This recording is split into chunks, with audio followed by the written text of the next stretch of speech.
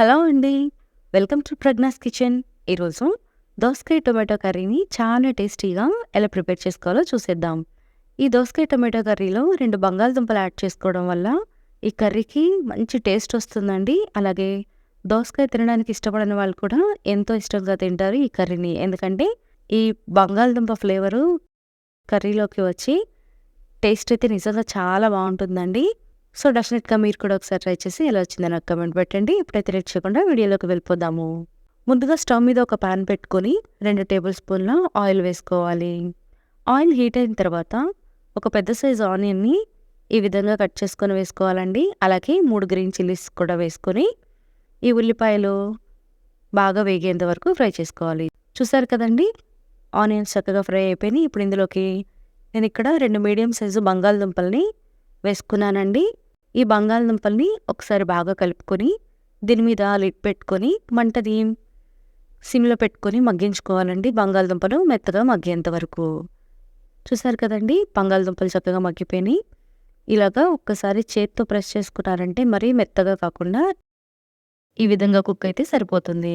ఇప్పుడు ఇందులోకి 2 పెద్ద సైజు దోసకాయలు తీసుకున్నానండి. ఇవి అరకిలో వరకు ఉంటాయి. వీటిని ముక్కలుగా కట్ చేసుకొని వేసుకొని అలాగే ఒక పావు టీ స్పూన్ పసుపును కూడా వేసుకొని వీటన్నిటిని ఒకసారి బాగా కలుపుకొని లిడ్ పెట్టుకొని ఈ దోసకాయ ముక్కలు మెత్తగా కుక్ అయ్యేంత వరకు మగ్గించుకోవాలండి. చూస్తున్నారు కదా! ముక్కలు అనేవి చక్కగా మగ్గిపోయినాయండి. ఇప్పుడు వీటిని ఒకసారి బాగా కలుపుకొని ఇక్కడ నేను 4 మీడియం సైజు టమాటోలు తీసుకొని వేసుకుంటున్నానండి. అలాగే రుచికి సరిపడినంత ఉప్పు కూడా వేసుకొని మరొకసారి వీటిని బాగా కలుపుకొని లిడ్ పెట్టుకొని మంటని మీడియం ఫ్లేమ్‌లో పెట్టి బాగా మగ్గించుకోవాలి. చూస్తున్నారు కదండీ! టొమాటోలు చక్కగా మగ్గిపోయినాయి. అలాగే వాటర్ అంతా కూడా బయటికి వచ్చేసింది. ఇప్పుడు దీన్ని ఒకసారి బాగా కలుపుకున్న తర్వాత 1 టేబుల్ స్పూన్ కారం కూడా వేసుకొని మరొకసారి బాగా కలుపుకోవాలండి.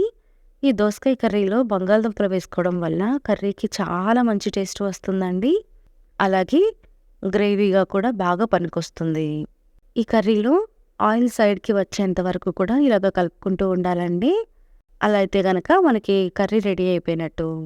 చూసారు కదండీ! ఆయిల్ చక్కగా పైకి తేలుతుంది. ఇప్పుడు ఇందులోకి పావు కప్పు కొత్తిమీరని కూడా వేసుకొని మరొక 2 నిమిషాల పాటు బాగా కలుపుకున్నారంటే ఎంతో టేస్టీగా ఉండే దోసకాయ బంగాళదుంప టమాటా కర్రీ రెడీ అయిపోతుంది.